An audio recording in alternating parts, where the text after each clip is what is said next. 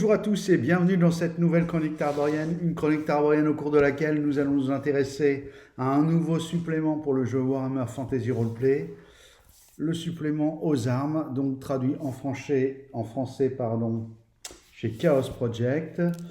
Voilà, on retrouve leur habitude de nous mettre une carte pas très lisible mais assez jolie en première de couverture. C'est toujours mieux que rien du tout, même si la carte n'est pas vraiment lisible. On voit les grandes zones, bon, mais il ne faut pas trop rentrer dans le détail. Alors, ce supplément, sur quoi nous sommes, voilà, reprise de la couverture. Voilà, les illus, moi j'aime vraiment bien là, ce petit côté chevalerie renaissance qui n'est pas pour me déplaire. Alors bon, vous connaissez maintenant le principe de ces suppléments. Là, on est sur un supplément différent des suppléments de scénario. On est vraiment sur ce qu'on avait coutume d'appeler autrefois le supplément, à savoir un ouvrage qui va contenir des règles permettant de gérer du fluff, mais aussi beaucoup de règles permettant de gérer la situation. C'est un supplément destiné, vous en douterez, aux guerriers. On va regarder un petit peu ensemble l'intérieur. Alors, on commence par nous parler des soldats de l'Empire. Là, on est plutôt du côté du fluff. C'est-à-dire leurs uniformes, la vie quotidienne en campagne, ce qu'on considère comme de la désertion, etc. Et puis on attaque tout de suite très fort avec une table de règles, les nouvelles carrières. Donc en fait, il s'agit de faire un jeu optionnel. En fait, quand vous tombez sur le métier de guerrier, en fait, enfin, vous allez retirer des tables et vous pouvez avoir du coup, par exemple, je vous montre, hein, vous n'allez pas voir, donc je vais dire, pour le guerrier, pour le cavalier, vous avez le cavalier léger qui a une des nouvelles options. Pour le chevalier, vous avez chevalier tel qu'il est. Ça, c'est là, à chaque fois, la première option, c'est celle qui est donnée dans le livre de base. Donc vous avez chevalier errant, chevalier du soleil flamboyant, chevalier du loup blanc, chevalier panthère.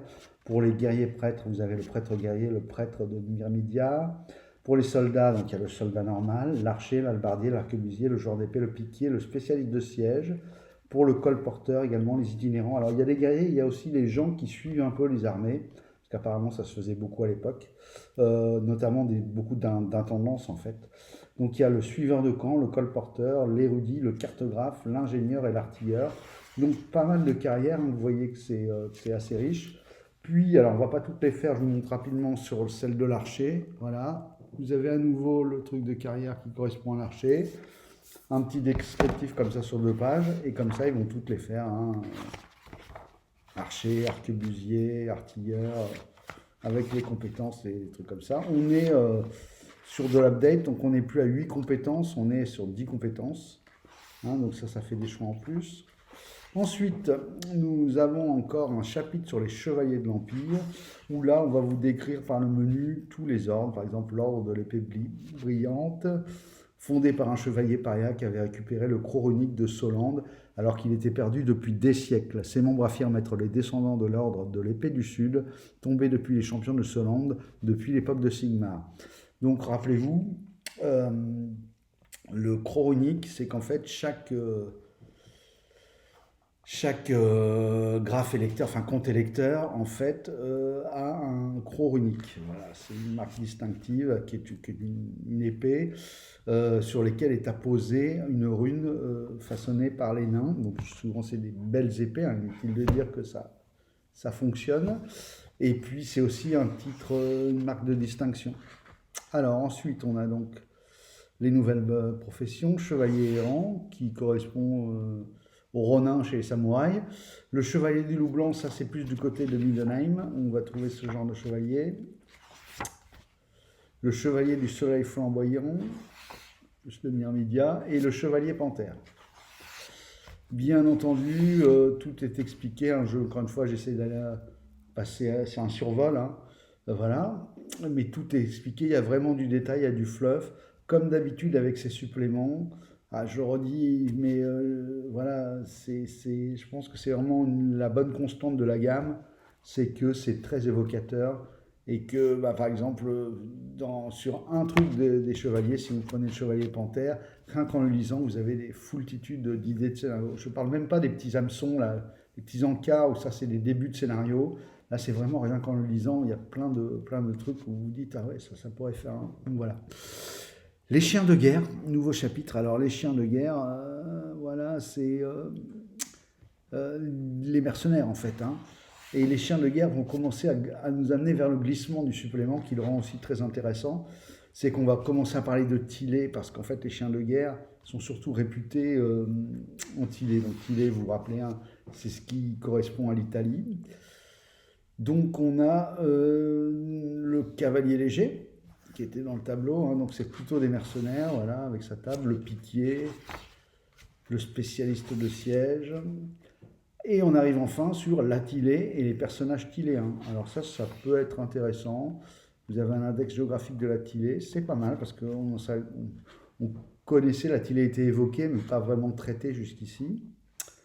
Donc là, bon, il y a des gammes de jeux où ils choisissent de faire un atlas complet. C'est le cas, ou même en plusieurs tomes, hein, c'est le cas, je pense à Dragon par exemple. Là, l'idée, c'est avec leur système de suppléments où en fait, il y a un peu de tout. Je trouve qu'à la lecture, finalement, c'est pas mal. Parce que dans la façon de faire des autres gammes, bah, quand vous êtes, si c'était les suppléments sur des qui vous intéressaient pas, bah voilà, vous passiez à côté. Là, le fait qu'il y ait à boire et à manger plein de choses dans chaque petit supplément, bah en fait, finalement, ça vous donne même malgré vous une vue d'ensemble. Hein, moi, je fais l'effort de les lire de bout en bout, même si c'est une lecture parfois un peu accélérée. Et après, je reviens, je refais des zooms sur ce qui m'intéresse, mais ça donne une très bonne vue d'ensemble quand même. Je trouve que à la réflexion, c'est ce qui marche le mieux. Alors, les mercenaires dans l'Empire Tiléen, donc là on y vient. Une chronologie d'Attilé. Donc ça c'est assez classique les chronologies. Alors moi je suis pas client les chronologies. Pour être honnête, je trouve ça un peu casse-bonbon de tout lire. Alors en 2430 et tout. Mais il faut le faire comme ça, tête reposée, lire un peu. C'est pareil, ça transmet des éléments. C'est pas inintéressant de ce point de vue-là. Par contre, la lire de bout en bout, en 1425, le prince de Miragliano organise une conférence diplomatique pour mettre un terme aux querelles entre les propriétaires terriens tiléens et les barons bretoniens. Le baron du Bors de Bretonie défie le veneur tiléen Éto le Fougueux à la joute. Lors du tournoi de Ravola qui en découle, la fleur de la chevalerie bretonienne est battue à plat de couture par les chevaliers tiléens, ce qui met fin aux prétentions bretoniennes sur les domaines de Tillé. Voyez, bah là par exemple en soi, vu que nous on joue en 2576, 2515, 512 je crois, quand ça démarre, donc là 1425, en soi ça sert à rien. Mais dans ce très court paragraphe, il y a des informations sur le lore, sur le comment vit le monde, puisque vous apprenez que donc quand il y avait des points de désaccord, il était possible de défier en tournoi. Les deux parties se défient en tournoi pour régler le différend et pas en venir jusqu'à la guerre. Donc vous voyez, ça c'est une info qui est intéressante sur comment fonctionne le monde. Et ça vous les avez, et c'en est truffé, hein, parce que si je vous montre voilà. Hein, vous voyez, ce que j'ai lu, c'est tout petit. Donc, ça en est truffé. Donc, il y a plein de choses, encore une fois. La façon de faire peut... N'hésitez pas à me mettre, ceux qui ont lu des livres de la gamme, si vous trouvez ça bien ou déroutant. Moi, plus je rentre dans cette gamme, plus je trouve ça, en fait, très bien. En termes d'investissement à avoir, de plaisir de lecture et de collecte d'informations utiles. Parce que le problème des suppléments, souvent, c'est que y a beaucoup d'informations qui ne sont pas forcément utiles. C'est le problème de devenir spécialiste en élargissant, quoi. Ensuite, on a un chapitre que j'ai trouvé très intéressant parce que je ne connaissais pas grand-chose au niveau des cultes. Et là, on a vraiment un culte par le menu, si j'ose dire. Ça fait presque... ça démarre à la page 61 et ça va jusqu'à la page... ça va jusqu'à la page... Vous allez voir, c'est un beau chapitre. Hein. Ça va jusqu'à la page... 80, hein, donc 61-80, presque 20 pages, sur le culte de Myrmidia, sachant que Myrmidia a quand même un dieu important. Et justement, encore une fois, il y a toujours ce fil conducteur, c'est ça qui est très bien fait. Franchement, l'équipe est bonne parce qu'ils ont pensé à tout. En fait, c'est que ce dieu, il est surtout adoré loin de Milan, dans le sud, hein, en Estalie, donc l'Espagne, et en Tillé, correspond à l'Italie. Voilà. Et on vous explique voilà, la foi myrmidienne, le siège du pouvoir, le chef du culte, les principaux ordres, les festivités majeures, les livres sacrés populaires, les symboles sacrés courants.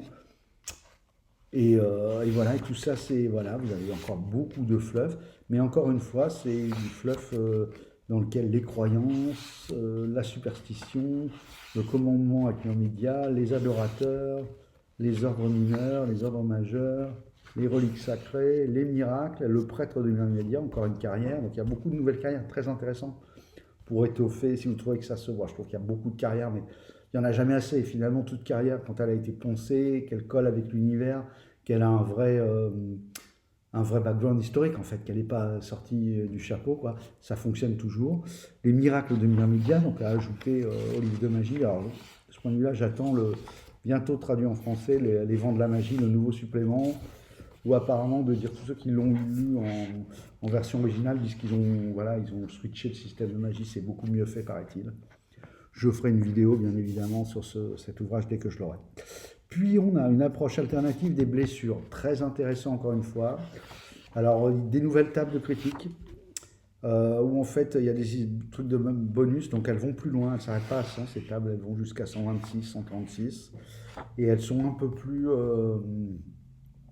Enfin, il y a eu des retours d'expérience qui leur ont permis de refaire ces tables-là, donc elles sont un peu mieux. Moi je pense que peut-être pas là, lors de ma partie d'initiation que je vais faire en décembre, mais si je devais faire jouer de façon récurrente, je pense que j'utiliserais plutôt celle-ci.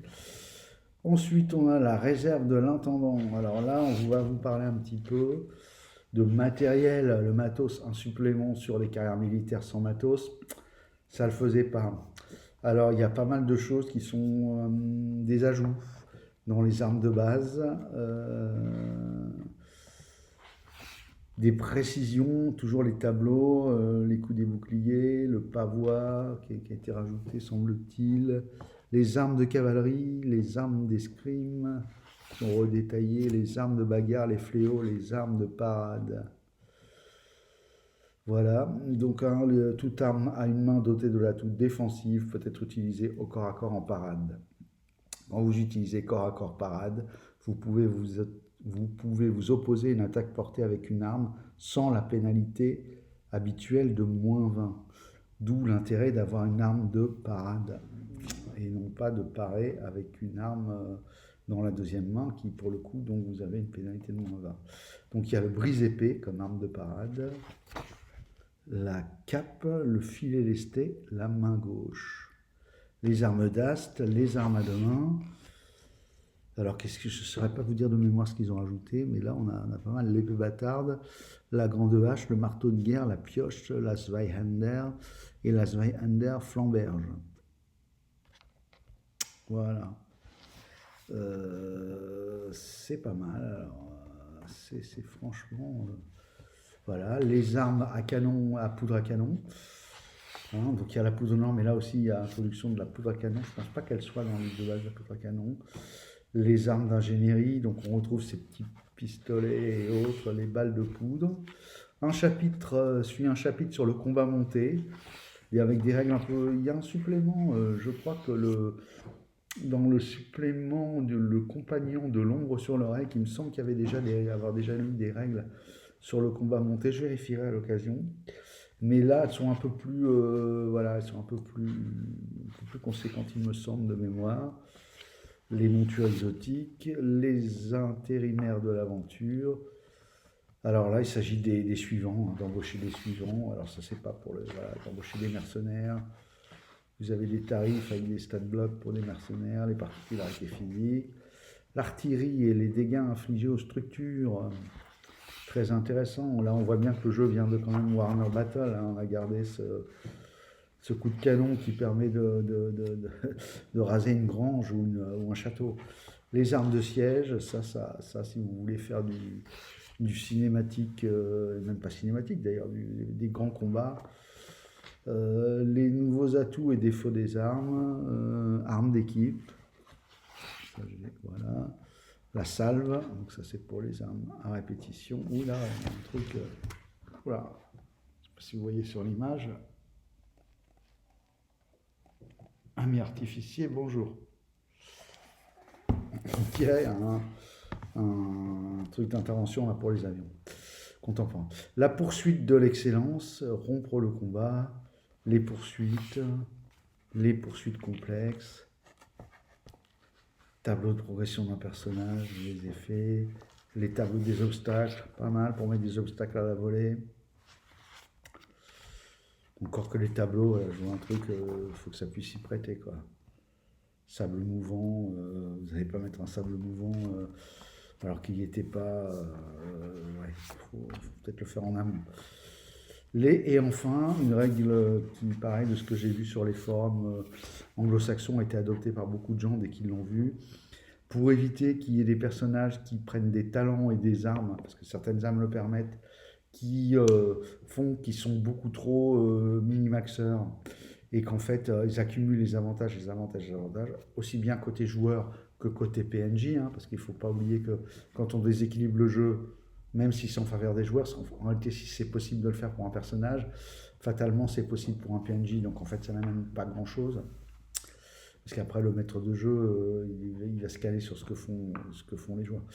Donc, s'il trouve des moves qui sont imparables, au bout d'un moment, il va se mettre à les utiliser et vice-versa. Donc, c'est les avantages de groupe, en fait. C'est une petite règle qui permet de gérer. En fait, ça fait une espèce de réserve. Et puis, n'importe qui peut piocher dedans. Donc, ça permet un peu d'homogénéiser la troupe. Et de faire que ce ne soit pas tout le temps le gros tape dur de la troupe qui est tout le temps plein d'avantages et que lui combat presque soit trop facile, et puis celui qui est plus sur un personnage qui est moins dans une classe guerrier qui se retrouve défavorisé. Le fait que donc tout le monde dans le groupe peut utiliser les avantages à son tour de jeu. Moi je trouve ça bien, encore une fois, ça montre le souci de ne pas en faire qu'un jeu gros bill, rentre dedans, tape fort, et ça pense ça tient compte des classes justement du gars qui aurait joué par exemple un cuisinier ou un truc comme ça et qui va pas se retrouver toute la campagne ou toutes les parties qu'il fait à ne rien faire en combat, avoir toujours zéro avantage parce qu'il n'a pas le perso buildé pour.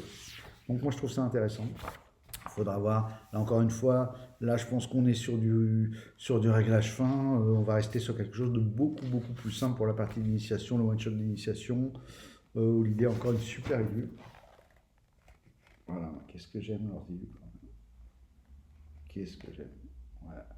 Je trouve que ce petit côté là, il est quand même, il met tout de suite dans le move. Et puis enfin, vous avez la deuxième annexe, donc sur les activités de guerrier, c'est pendant les downtown. Et enfin, en annexe 3, nouveaux talents et mise à jour. Voilà, donc il y a des talents qui ont été revus. Donc j'imagine que ça fait référence. Alors ça par contre, cette façon-là de remettre des talents à jour comme ça, oui, il faut le faire si la communauté vous fait remonter effectivement qu'il y a un gros déséquilibre dans le jeu. Le risque, et c'est d'ailleurs qu'il n'en est pas un, c'est qu'à un moment vous êtes obligé de refaire, et c'est ce qui va se passer avec la version 5 qui en fait sera une 4.5. À mon avis, c'est ça qu'ils vont faire dans la 4.5. C'est quand par exemple vous allez avoir à nouveau le livre de référence.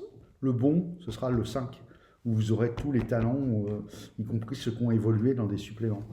Puisqu'on en est maintenant, on doit être à pas loin d'une vingtaine de suppléments en version originale. En France, moi je me suis remis récemment à choper la gamme, je suis déjà à 12 bouquins. J'ai déjà 12 bouquins et j'ai pas tout. Hein. Je suis loin de là. Donc ouais, on est à plus de 20, ouvrages, sachant qu'il y a des suppléments, ils ont fait toute une série de suppléments en 2 parties à chaque fois, avec le côté fluff et le côté crunch, sur les nains, les elfes, et le dernier sur les voleurs et tout ça. Je ne sais pas si lui il est en 2 suppléments. Il y a la lustrie qui n'est pas encore sortie en français. Voilà, il y a beaucoup de choses. Donc voilà, donc que dire. Moi je trouve que encore une fois, la gamme est étendue. Moi je trouve que c'est vraiment un plus. Ça, voilà, ça fait trop peu de jeux qui n'arrivent pas à maintenir des gammes. Donc moi, à chaque fois qu'il y a un jeu qui sort avec une gamme, même si le jeu ne m'intéresse pas forcément, moi j'aime bien quand il y a de la gamme quand même. Généralement, c'est gage de qualité, voilà. Et les ouvrages, moi je trouve ça pas très cher. Alors, vous avez vu tout ce qu'il y a dedans, ce que je viens de vous énumérer. 34 €, franchement, pour un ouvrage couverture Couverture rigide, je vais vous donner le nombre de pages. Il est assez conséquent, celui-là. 143 pages, 150 pages. Moi, je trouve que ça le fait. Voilà, alors après, bon, ceux qui suivent ces vidéos, vous me connaissez, hein, j'ai mon biais, j'aime bien les jeux cohérents, un peu crunchy, et les jeux à univers. Voilà, et je trouve que vraiment, là, Warhammer est vraiment, pour moi, il coche beaucoup de cases. J'ai hâte de la version 5 parce que il est un petit peu crunchy et je crois qu'il y a quelque chose, des trucs qui sont, enfin, ils ont annoncé qu'il serait comme ça, que ce serait un peu simplifié. Alors j'espère qu'on va pas avoir droit à une simplification trop drastique où j'y trouverai plus mon compte. Ceci dit, il y a toujours moyen de panacher, de garder les choses qu'on trouve bien et les choses qu'on trouve moins bien. Donc je verrai comment m'y prendre quand il sortira en français. Chaos Project a déjà annoncé qu'il le traduirait. Maintenant, reste à savoir quand, parce qu'il manque encore tous les nains. Il manque 2 tomes sur les nains, voilà, le crunch et le fluff. Pareil sur les elfes, ça fait déjà 4 tomes. Il manque la lustrie, ça fait 5 tomes. Il manque les comment on appelle ça? Les roublards et tout ça, ça fait 5 tomes, il manque 5 ou 6 tomes, vous voyez. Dans la version française, ils ont 5 ou 6 tomes de retard, ce qui est pas mal, hein. Ils en sont bien tirés. Bon, je pense que maintenant, ils vont sortir le dernier tome de la campagne, là, Empire en ruine, de la fameuse campagne de l'ennemi intérieur. Donc après, je pense que ils vont reprendre une vitesse de croisière, hein, parce que la campagne, à chaque fois, c'était 2 tomes par chapitre. Il y a 5 chapitres, il y a 10 tomes de campagne, rien que ça, quoi. Donc voilà, donc ils vont pouvoir, je pense, après streamliner. Il y a plein de choses qui sont attendues. Moi, je pense qu'on va avoir. J'espère qu'on aura des suppléments sur la Tilée, des ouvrages complets, les Stali. Voilà, il y a vraiment plein de. Le Grand Caté, hein, qui est le côté un peu asiatique. Voilà, enfin, je pense que cette gamme, elle mérite. Moi, bon voilà, j'ai pris le parti pris de. On peut pas tout suivre. J'ai pris le parti pris de les soutenir. Je trouve qu'ils ont eu un départ difficile, mais là, ils sont vraiment, ils sont dans le bon, voire le très bon. Pour l'instant, tout ce que j'ai lu, voilà. Alors, j'ai pas encore relu. J'avais lu les 2 premiers tomes à l'époque. J'ai pas encore relu la campagne de l'ennemi intérieur. À voir s'ils sont aussi bons sur la campagne que sur les one-shots. Parce que la qualité des scénarios, moi ce qui me frappe surtout, c'est la qualité des scénarios que j'ai lus pour l'instant. Alors c'est vrai que le jeu s'y prête, hein. Il y a un certain nombre voilà, dans le corpus de jeu, de l'univers et puis les compétences que vous pouvez faire, etc., qui donnent de quoi faire du scénario intéressant. Et bon après voilà, ça reste toujours le même. Ça reste toujours les mêmes enjeux, ça dépend comment votre table s'empare de la chose et comment votre table le fait vivre. Donc ça, je vous en reparlerai. Euh, voilà, bah, je suis en train de cogiter en parallèle à tout ça. Là déjà, je vais faire une partie d'initiation, ce qui va me permettre de me rendre compte comment le jeu est préhensible comme ça de prime abord, avec du joueur qui connaissait pas. Bah, je pense qu'ils connaissent, mais est-ce qu'ils connaissent la version 4 à ma table? Là, certains connaissent, mais est-ce qu'ils connaissent la 4? On va voir ce que ça dit sur un one-shot. Je ferai un retour de partie, je pense, sur ce one-shot. Et puis après, je verrai. Moi, j'ai bien envie de consacrer du temps autour de ce jeu.